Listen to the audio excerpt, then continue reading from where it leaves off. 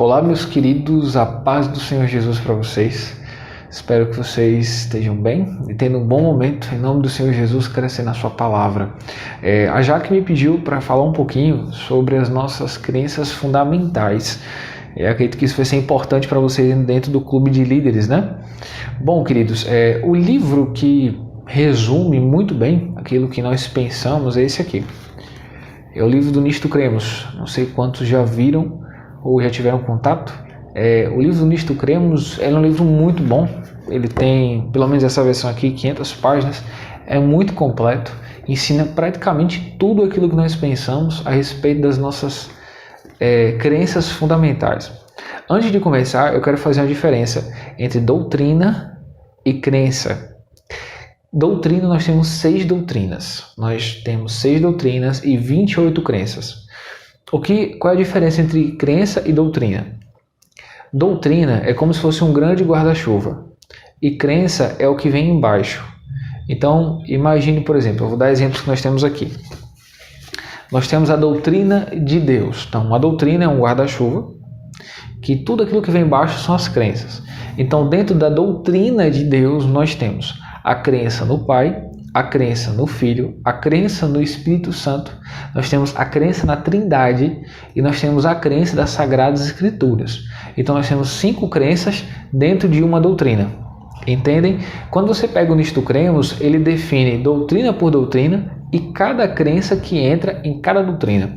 Ok? Então eu separei aqui algumas crenças que são, digamos assim, distintivas da Igreja Adventista. Aquelas crenças que nós poderíamos dizer que nos identificam com maior facilidade. Algumas das nossas crenças são comuns a outras igrejas, como por exemplo, a crença da Trindade, ok? A crença da Trindade ela é comum aos batistas, aos presbiterianos, aos Assembleia de Deus. Então, essa crença ela é comum. Porém, dentro da nossa igreja, né, da Igreja Adventista, quando a gente estuda a Bíblia, a gente já vê que já tem algumas diferenças. Mas são coisas comuns, então crenças comuns. Porém, nós temos crenças que são distintivas, aquelas crenças que são diferentes das outras igrejas, ok? Que elas não creem nisso e muitas vezes até se rebelam contra elas. Eu separei algumas aqui. Então, crenças nós temos 28, doutrinas nós temos 6, ok? A primeira crença que eu separei, que é muito importante você saber, é a doutrina da criação. Mas, pastor, nem toda igreja crê na criação? Não. Um exemplo disso é a Igreja Católica. A Igreja Católica ela é condizente com o ensino do desenvolvimento humano a partir da evolução. Então, na crença católica não existe diferença entre evolução darwinista, né, aquela de um símio entre um símio que deu origem a nós e o macaco, okay? Essa história toda. Então, eles creem nisso, os católicos creem nisso. Os testemunhos de Jeová, por exemplo, eles não creem que o mundo foi criado em 6 dias literais. Então eles dizem que cada dia foi um ano. Então percebam que, por mais que seja uma coisa óbvia para nós, mas é uma crença distintiva nossa. E o texto que eu usei para a gente poder resumir a nossa crença da criação é Gênesis capítulo 1, verso número 5. Você pode acompanhar aí comigo? Gênesis capítulo 1, verso 5. Olha o que diz a palavra de Deus.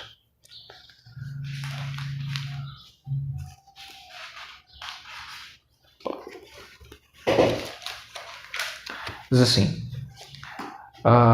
Deus chamou a luz dia, as trevas noite, passaram-se tarde e manhã, esse foi o primeiro dia. Então a Bíblia é muito clara, né, ao dizer que Deus ele fez tudo em cada dia, né? Dias específicos ele fez coisas específicas, mas cada dia de fato representava um dia, tá bom? Então essa é a nossa primeira crença distintiva. A segunda crença distintiva é a natureza da humanidade. O que significa isso, pastor? A natureza da humanidade é o estudo da Bíblia sobre quem nós somos, sobre o que é o ser humano. E quando a gente vai para Gênesis no capítulo 2, agora no verso 7, é dito o seguinte: Então o Senhor Deus formou o homem do pó da terra e soprou em suas narinas o fôlego de vida, e o homem se tornou um ser vivente. Então, isso é a doutrina do ser humano.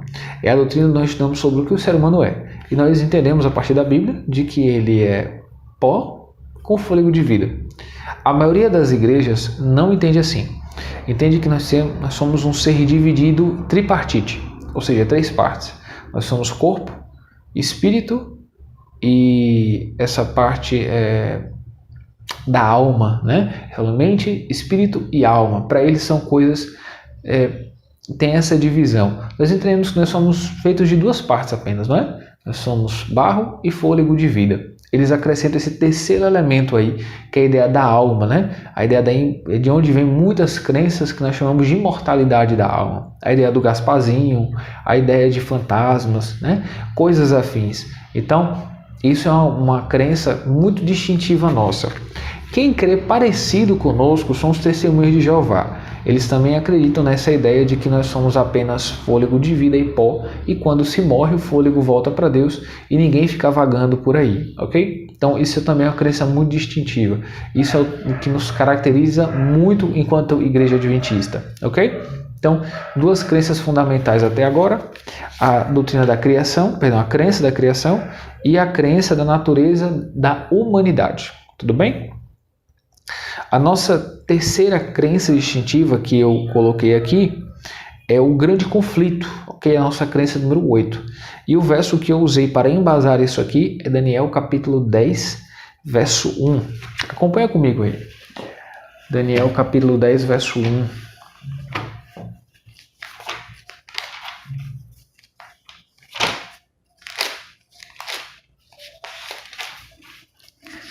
Muito bem, eu já achei aqui, e assim diz a palavra de Deus. No 3º ano de Ciro, rei da Pérsia, Daniel, chamado Beltesazar, recebeu uma revelação.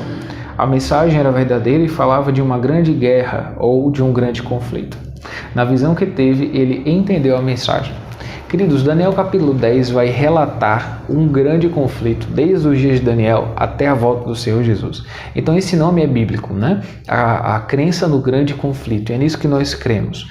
Não é à toa que o principal livro de Ellen White se chama isso, né? O grande conflito. Então nós temos essa crença de que todo o mundo está envolvido em um grande conflito, que é a grande luta entre Deus e Satanás, que tem a adoração como um elemento principal. Ou seja, Satanás quer ser adorado e roubar essa adoração, que pertence somente a Deus, né? Aí vai entrar a questão da lei e algumas outras coisas. Então isso é uma crença distintiva nossa. Não quer dizer que as outras igrejas não creem que Satanás não existe, coisas assim. Não, não é isso. É porque eles não têm essa visão, né, de Satanás trabalhando em todas as eras, na Idade Média, na Idade Moderna, na Idade do Iluminismo, na época ali pós-apostólica. Então, o livro de Apocalipse é narrando o grande conflito, né, o grande conflito final entre Deus e Satanás, na questão da adoração, no decreto dominical. Então, tudo isso é muito característico nosso. Uma crença muito distintiva, essa visão de que o mundo inteiro, em todas as suas épocas, em todos os seus contextos, a grande questão ali é o grande conflito entre Deus e Satanás. Ok, queridos? Então isso é uma crença também distintiva nossa. Na crença número 13, nós temos o remanescente e a sua missão. O texto que eu uso para poder embasar isso aqui é Apocalipse capítulo 12, verso 17. Okay? E aqui a gente vai ver um pouco sobre a doutrina da crença do remanescente. Apocalipse capítulo 12, verso 17. Muito bem? Assim diz a palavra de Deus. O dragão irou-se contra a mulher e saiu para guerrear contra o restante da sua descendência, os que guardam os mandamentos de Deus e se mantêm fiéis ao testemunho de Jesus. Muito bem? Então, aqui em Apocalipse está falando que no final dos tempos, Deus teria um descendente da mulher. A Bíblia chama ele de remanescente da mulher, a semente da mulher. Quem é esse? Seria meio que as sobras do povo de Deus na terra. E quem são eles? 2 características são dadas, né? Eles guardam os mandamentos de Deus e têm o testemunho de Jesus. Então isso é uma crença nossa, a crença do remanescente de Deus. Que Deus iria se utilizar de um remanescente, ou seja, de um resto, de uma semente do seu povo, para fazer cumprir os seus propósitos, né? Então a igreja adventista, ela tem essa crença da doutrina, tem a crença do remanescente. Essa ideia de que Deus iria levantar um povo, Deus iria levantar uma mensagem, Deus iria levantar uma instituição para pregar uma mensagem específica, num contexto específico, nos últimos tempos da Terra. Nenhuma denominação no mundo tem essa crença também, ok? Porque isso está muito relacionado com o nosso chamado, está relacionado com 22 de outubro de 1844, né, o grande desapontamento. Então está relacionado com tudo isso que a Bíblia já tinha profetizado que iria acontecer, e somente a Igreja Adventista tem essa visão, né, de que Deus tem um povo no final dos tempos para fazer cumprir seus propósitos. E eu abro meu coração para vocês dizendo que eu sou muito apaixonado por essa crença, porque foi um dos pontos que mais despertou em mim um interesse em servir a Deus nessa igreja.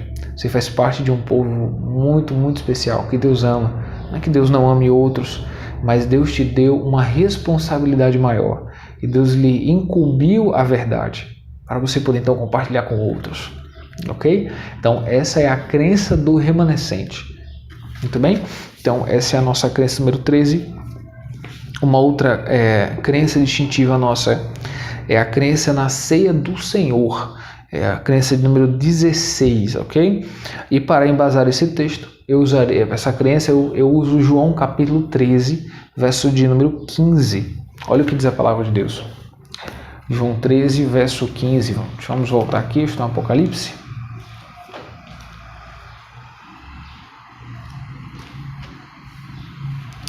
Muito bem. Assim diz a palavra do Senhor. João 13, verso 15. Eu dei o exemplo para que vocês façam como lhe fiz.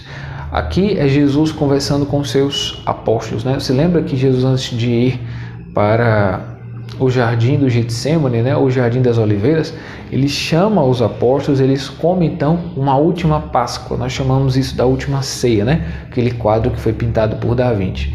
E ali então, Jesus ele institui algo que venha substituir a Páscoa, que é a ceia do Senhor. Na ceia do Senhor, nós temos 3 elementos. Nós temos o pão, temos o suco da uva e nós temos o lava-pés. Se você parar para pensar bem, nós somos a única igreja cristã que tem a cerimônia do lava-pés. Eu já tive a oportunidade de ver uma Santa Ceia na Assembleia de Deus. Eles comem um pão fermentado mesmo e tomam o suco da uva, não tem lava-pés. Eu fui da igreja católica durante muitos anos. E a ceia, né, do Senhor na missa é repetida todo domingo, e não tem lava-pés, não tem, o suco inclusive é suco fermentado, é vinho mesmo. Na Congregação Cristã do Brasil, enfim, toda denominação cristã que pratica a ceia do Senhor, nenhuma delas a obedece como nós obedecemos. Jesus disse, eu vos dei o exemplo, e ele aqui está se referindo ao lava-pés. Então até mesmo o lava-pés, aquela cerimônia que nós estamos tão acostumados e tão bela, né? A ceia do Senhor, ela é distintiva nossa. Então é uma crença que nós carregamos com muito carinho, porque ela representa a volta do Senhor, onde nós teremos a grande ceia na presença de Deus. Isso está no livro de Apocalipse, capítulo 19, onde você pode ver ali sobre a ceia do Cordeiro. Tá bom? Então, a ceia do Senhor também é uma crença distintiva adventista, da forma como é feita. Nenhuma outra igreja cristã pratica da forma como nós praticamos. Tá bom? Uma outra crença fundamental nossa é a crença número 18, que fala sobre o dom de profecia. O dom de profecia ele é encontrado principalmente em 2 textos na Bíblia. Apocalipse 12:17, que eu já li com você, onde ali vai falar sobre a questão do remanescente, né? Aquele que guarda os mandamentos de Deus, e aquele que tem o testemunho de Jesus. Essa expressão, testemunho de Jesus, ela é melhor esclarecida no capítulo 19, verso 10. Eu peço que você abra comigo, livro de Apocalipse, capítulo 19, e o verso número 10. E diz assim a palavra do Senhor. Então caí aos seus pés para adorá-lo, mas ele me disse, não faça isso. Sou servo como você e como seus irmãos, que se mantêm fiéis ao testemunho de Jesus. Adore a Deus. O testemunho de Jesus é o espírito de profecia. Aí está. Então, o próprio texto de Apocalipse está explicando. O que é o testemunho de Jesus? É o espírito de profecia. Ou seja, o testemunho de Jesus é o espírito do profeta, o espírito de Deus, que Deus, então, ele manifesta a sua vontade através do profeta. Então, a igreja remanescente, ela precisa ter o dom profético, o dom do testemunho de Deus. Por isso que a igreja adventista, ela cumpre de forma tão precisa, né, esse propósito. Porque o remanescente, ele não tem como característica apenas guardar os mandamentos. Não, ele tem que guardar os mandamentos e tem que ter o dom profético. Por isso que nós temos essas duas características com muita maestria, né? Nós guardamos os mandamentos de Deus, Deus levantou essa igreja, mas Deus também deu o dom profético a Ellen Golden White, né? Então, Ellen White, ela não é só uma escrita, uma escrivã, desculpa. Ela não é só uma escritora também. Ellen White é o dom profético de Deus manifesto e revelado na igreja remanescente dele nos últimos tempos. Entende, queridos? Então, isso é uma crença totalmente adventista.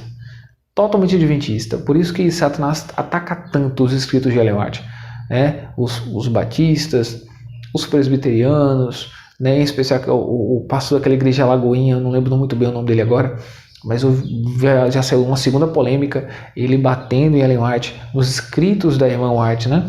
Então, assim, que Satanás quer porque quer colocar no coração das pessoas uma espécie de raiva, né? Uma espécie de ira contra o dom profético de Deus, porque ali está revelada a vontade de Deus para o seu povo nos últimos tempos, seja na forma da reforma de saúde, seja na questão do estilo de vida, seja na questão da mordomia cristã, sobre os ensinos dela sobre a criação de filhos, sobre a questão do que ela fala, né, sobre os testemunhos para a igreja, ela descrevendo também os eventos finais naquele livro Grande Conflito, que coisa fantástica. Então Satanás odeia essas coisas, porque ali está o verdadeiro testemunho de Deus para os últimos tempos. Portanto, a crença do dom profético manifesta na vida de Ellen White é uma crença exclusivamente adventista. Ok? Já estamos quase finalizando. Agora a crença de número 19, que eu faço sobre a lei de Deus, e eu usaria agora o texto de Apocalipse, capítulo 14, verso 12, onde ali é dito o seguinte. Deixa eu ver aqui, falando sobre a lei de Deus, Apocalipse 14, 12. Aqui está a perseverança dos santos, que obedecem aos mandamentos de Deus e permanecem fiéis a Jesus. Queridos, a crença na lei de Deus, ela também ela é uma característica quase que exclusivamente adventista.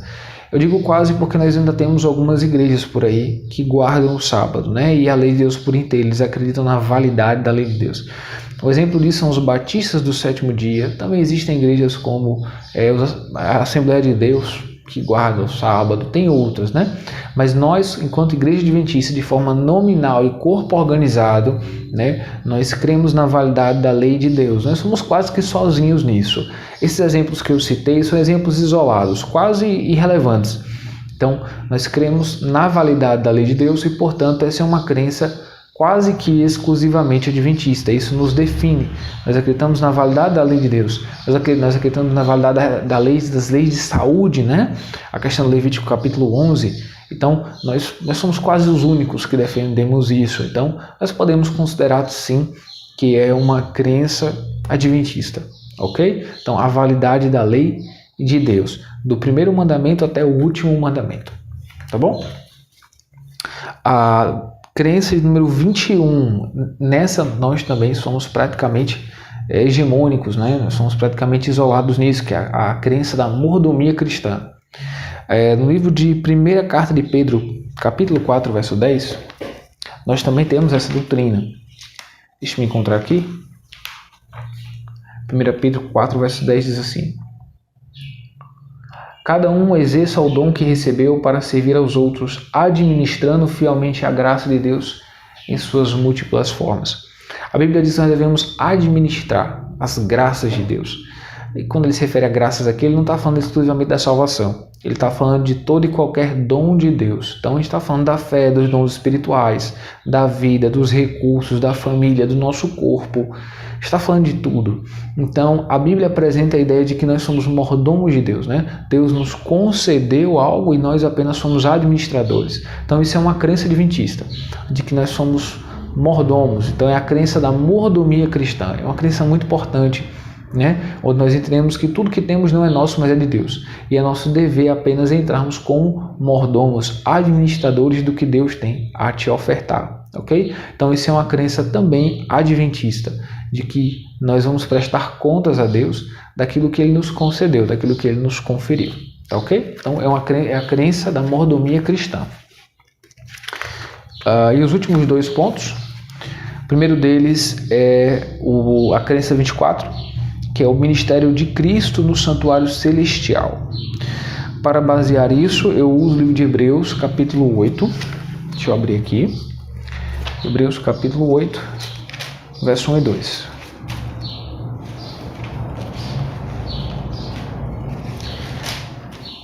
Muito bem. Aqui está a palavra de Deus. Ok? Hebreus, capítulo 8, verso 1 e 2. O mais importante do que estamos tratando é que temos um sumo sacerdote como este, o qual se assentou à direita do trono da majestade nos céus e serve no santuário, no verdadeiro tabernáculo que o Senhor erigiu e não o homem. Queridos, essa também é uma crença adventista, né? É a crença do santuário celestial e o ministério de Cristo no santuário celestial. Jesus, como nós sabemos, após a sua morte, ele subiu aos céus e ele hoje se sentou à direita de Deus. E ele então está oficiando ao lado de Deus como nosso sacerdote, né? Ele é o nosso advogado, mas ele também é o nosso juiz, de acordo com João, capítulo 5. Então Jesus é as duas coisas, é o nosso advogado e é o nosso juiz. Nós entendemos que Jesus no santuário, ele tem algumas funções. E a partir de 1844, no dia 22 de outubro, ele assumiu agora, né, ele exerce, melhor dizendo, porque ele sempre foi, mas ele agora começa a executar o juízo, né? Então, essa crença de que Jesus está no santuário, ela envolve, por exemplo, a nossa ideia de juízo investigativo. Você já ouviu falar desse termo? Juízo investigativo é o juízo que está sendo feito hoje, onde Deus, Jesus Cristo, está investigando cada caso, a fim de, então, dar uma posição de absolvição, perdoando o pecador e o salvando, ou então de condenação, para aqueles que rejeitaram a graça, né? Então estamos vivendo no período da atuação de Cristo no santuário, onde ele agora está fazendo o juízo investigativo, né? Quando ele voltar, na sua volta, o juízo já vai ter acabado. Quem se salvou, quem não se salvou, não se salva mais. E agora começa assim uma nova fase do juízo, que não é mais de investigação, mas agora de comprovação, porque todos os casos já foram decididos. Agora nós vamos no céu, durante os 1000 anos, no milênio, que é a próxima crença que eu vou comentar. Nós vamos passar um período de comprovação do juízo divino, ok? Então ali nós vamos ver quem se salvou e o porquê se salvou, quem se perdeu e o porquê se perdeu. Nós vamos analisar os livros de registro.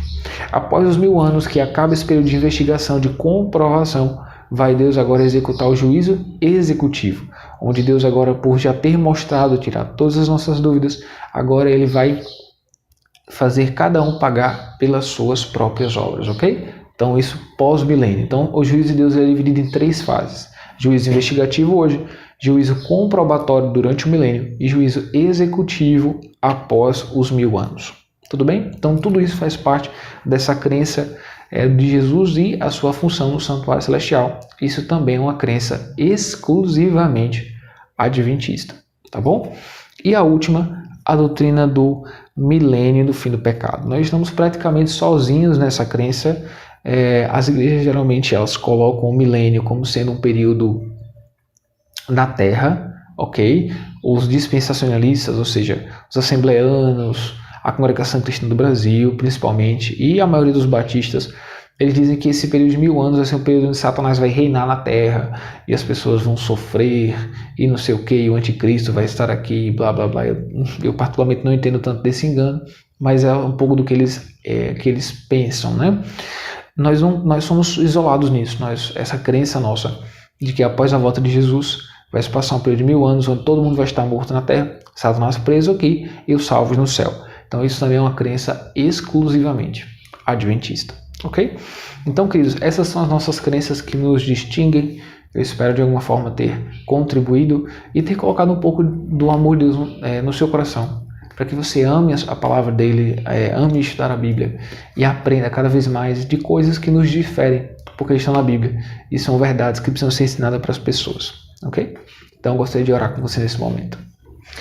Senhor Deus, obrigado por esse momento agora de estudo da palavra. Quero te entregar aqui esta minha ovelhinha, que ela possa crescer na tua graça, aprender mais do teu amor e aprender mais da Bíblia, Senhor, e se fortalecer nesta graça, por favor. Em nome de Jesus eu oro. Amém. Deus abençoe, queridos.